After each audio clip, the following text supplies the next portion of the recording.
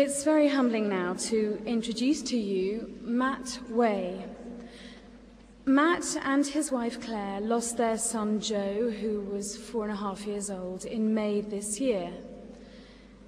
His brief life and his passing have been inspiration to us here in Cornwall, across the UK and beyond.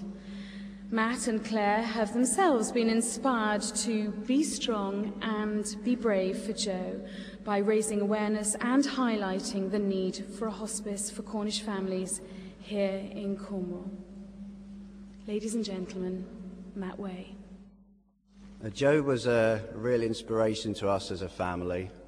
With all the problems that he had, all the difficulty he had to go through, born with Angelman syndrome, and then having to deal with Stevens-Johnson syndrome and various infections, which in the end made him life limited.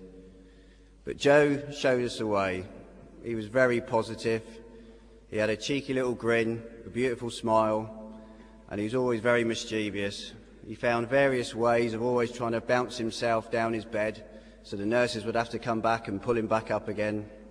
And if you gave Joe a bath, it was a given that you were going to get soaked. We often took him down the beach, and even after he became oxygen dependent, we made sure he still got in the water and used to strap the oxygen bottle on our back and still take him out. And I remember one day being at an outdoor pool, and we decided it was probably too cold for him to go in. So Claire went to get some ice creams and came back with a wetsuit and declared, "Strip him off, he's going in."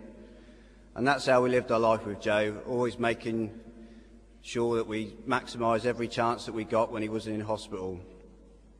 When Joe died, 4 weeks to the day he died, we launched a website, joeway.co.uk, to tell his story, as we felt that it would inspire other people.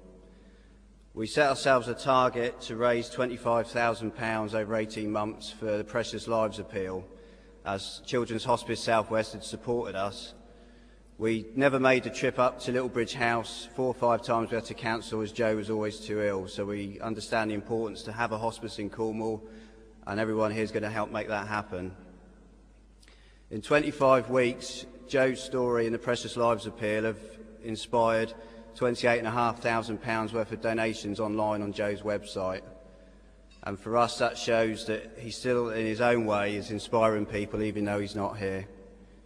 For our daughter Megan, Joe is her very own Peter Pan, because he's a boy that will never grow up.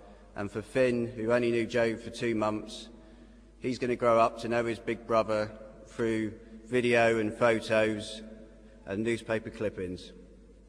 And for Claire and myself, it will always be and continue to be a privilege to be his parents. Thank you.